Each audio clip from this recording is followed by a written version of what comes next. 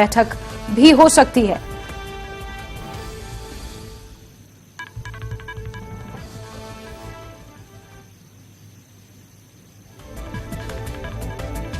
Mayor और deputy mayor के नाम पर मंथन किया जा रहा है। बहुत जल्द एक अहम बैठक होगी और उसमें निर्णय लिया जाएगा कि कौन मेयर और डिप्टी मेयर होगा। इसी के साथ आपको ये बता दें कि शिमला नगर निगम चुनाव के 34 वार्डों में 24 पर कांग्रेस पार्टी ने जीत हासिल कर ली है। भाजपा को महज 9 और एक सीट वार्ड नंबर 5 समर हिल से सीपीआईएम जीती है। और जिस डबल इंजन सरकार का दम कांग्रेस भर रही थी वो यहां पर पूरा हुआ है। जीत की हैट्रिक कांग्रेस पार्टी ने लगाई है। उपचुनाव विधानसभा और अब शिमला नगर निगम। लंबी खींचातान के बाद ये चुनाव आया था जहां कांग्रेस पार्टी ने शिमला शहर की सत्ता को भी हासिल कर लिया है।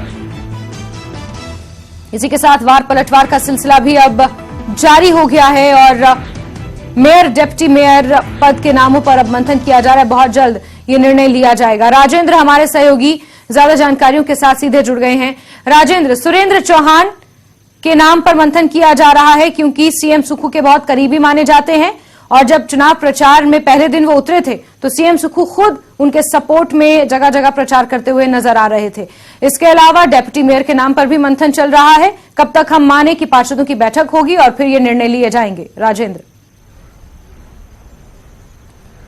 जस्मिन, निर्णय अब में थोड़ा समय लग सकता है क्योंकि मुख्यमंत्री अब कर्नाटक टूर पर हैं। वहां से वापस आने के बाद ही ये बैठक होगी और पहला हाउस होगा जिसमें मेयर और डिप्टी मेयर को नाम को सार्वजनिक किया जाएगा। लेकिन अब दोनों ही पदों के लिए होड़ अपनी अपनी कोशिशें लगातार पार्षद कर रहे हैं क्योंकि एक बड़ी मेजॉरिटी के साथ कांग्रेस नगर निगम में जीत कर आई है। ऐसे में अब जो एक खतरा रहता है कि हाउस में कुछ और निर्णय ना हो मेजॉरिटी को लेकर, वो अब खतरा कांग्रेस के पास नहीं है। बहुमत सिद्ध करने को लेकर एक स्पष्ट मेजॉरिटी है और अब मुख्यमंत्री आराम से अपने विवेक के अनुसार ये फैसला लेंगे। लेकिन अब जैसा कि आपने जिक्र किया, सुरेंद्र चौहान का नाम करीबी मुख्यमंत्री के हैं, बहुत पहले से उनके साथ पड़े हैं, एक ही वार्ड से दोनों हैं। मुख्यमंत्री ठाकुर सुखविंदर सिंह भी उसी वार्ड से हैं, छोटा शिमला से, वहीं से सुरेंद्र चौहान भी हैं। तो ऐसे में पुराने संबंध इनके हैं। लेकिन वर्तमान के राजनीतिक समीकरण अब क्या बनकर सामने आते हैं, इन तमाम चीज़ों के ऊपर मंथन होगा।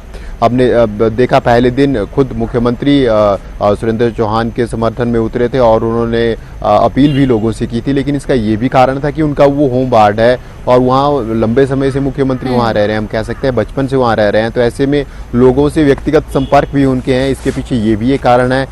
लेकिन नाम ज़रूर सुरेंद्र चौहान का है मेयर के लिए। इसके अलावा और भी लोग कोशिशें कर रहे हैं, इलेक्टेड पार्षद कोशिशें कर रहे हैं अपने अपने संपर्क बनाकर। अब देखना ये होगा कि जो भविष्य के राजनीतिक समीकरण हैं उनको देखते हुए मुख्यमंत्री ठाकुर सुखविंदर सिंह क्या फैसला लेते हैं। इसके अलावा कांग्रेस प्रदेशाध्यक्ष और तमाम, चाहे वो स्थानीय विधायक हैं, मंत्री हैं, तमाम लोगों को साथ में लेकर चलने की कोशिश मुख्यमंत्री की रहेगी। दोनों मंत्री, चाहे वो रोहित ठाकुर हो या फिर अनिरुद्ध सिंह हो या फिर ग्रामीण शिमला के भी 4 वार्ड आते हैं विक्रमादित्य सिंह के, तो इन तमाम लोगों के साथ बैठक करके हो सकता है कि बहुत जल्द इसके ऊपर फैसला करें। लेकिन अभी तक जो उम्मीद लगाई जा रही है, क्योंकि मेयर का जो रिजर्वेशन रोस्टर में अगर हम बात करें तो मेयर की सीट ओपन है इस बार। पिछली बार रिजर्व थी, महिला भी थी और रिजर्व भी थी, तो ऐसे में इस बार ओपन होने की पूरी उम्मीद है और ओपन ही मेयर की सीट रहती है। डिप्टी मेयर से अधिक जो फोकस होगा, जो राजनीतिक समीकरण और गठजोड़ रहेंगे, वो मुझे लगता है कि डिप्टी मेयर की सीट के ऊपर रहने वाले हैं क्योंकि मेयर पर लगभग स्पष्ट चीजें हैं और काफी बड़े बड़े दबाव या बड़े बड़े संपर्क मेयर पद के लिए रहते हैं। तो ऐसे में डिप्टी मेयर तक हर पार्षद कोशिश करता है कि कहीं ना कहीं से, अगर मेयर शिमला शहरी वार्ड से आता है, जैसे अगर छोटा शिमला से आते हैं, तो फिर डिप्टी मेयर के लिए कोशिश रहेगी कि कसुम्पटी वार्ड से किसी पार्षद को डिप्टी मेयर बनाया जाए या फिर ग्रामीण शिमला से किसी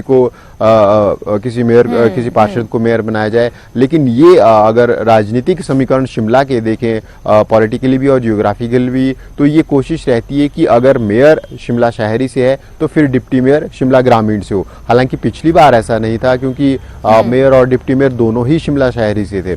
लेकिन अगर पूरे राजनीतिक समीकरण की बात करें तो जो पॉलिटिकली सूट करता है वो यही रहता है कि मेयर शिमला शहरी से रहते हैं और डिप्टी मेयर कसुमपुर वार्ड लेकिन से रहते हैं। राजेंद्र, तो लगातार ऐसा लगता नहीं है कि कांग्रेस से बहुत ज्यादा खींचातान इसको लेकर होगी, क्योंकि बहुत ज्यादा हद तक स्थितियां जो हैं वो स्पष्ट हैं, बहुत ज्यादा हद तक नाम भी स्पष्ट हैं।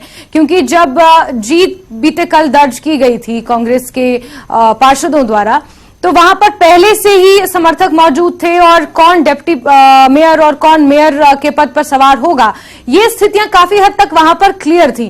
तो ऐसा तो ज्ञात नहीं होता कि बहुत ज्यादा एक लड़ाई देखने को मिलेगी और बहुत ज्यादा खींचातान देखने को मिलेगा मेयर और डिप्टी मेयर पद के लिए। बिल्कुल जैस्मिन, बड़े स्तर पर ये खींचतान नहीं देखने को मिलेगी क्योंकि निर्णय अब सीधा मुख्यमंत्री को करना है और कोई बड़ा अड़ियल रवैया या किसी विधायक या मंत्री की तरफ से कोई बड़ा फोर्स इसके ऊपर नहीं रहने वाला है, कोई अधिक फोकस नहीं रहने वाला है।